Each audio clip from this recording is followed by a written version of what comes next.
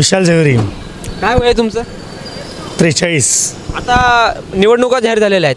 काय वाटतं सोलापूरचा विकास झालाय का? अजूनपर्यंत पाहिजे तसं झालेलं नाही आहे. इथून पुढे होईल अशी आशा आहे. IT पार्क वगैरे झालं तर.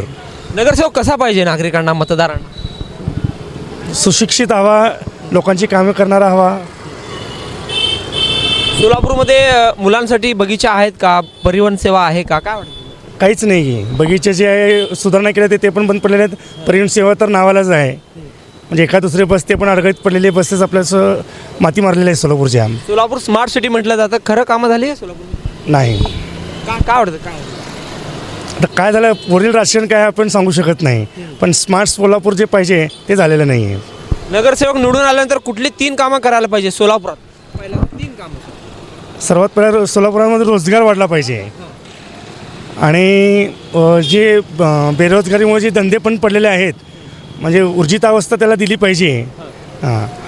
आणि युवकांसाठी काहीतरी वेगळं केलं पाहिजे. जेव्हा महापालिकेत आपण सर्वसामान्य सोलापूरकर जातो, रस्ते असेल, ड्रेनेज असेल, बांधकाम परवाना असेल, कामं होतात लोकांची? लगेच होत नाहीत. कारण अनुभव आम्ही स्वतः घेतलेला आहे. उद्योगधंदे वगैरे नाही सोलापुरात नाहीत.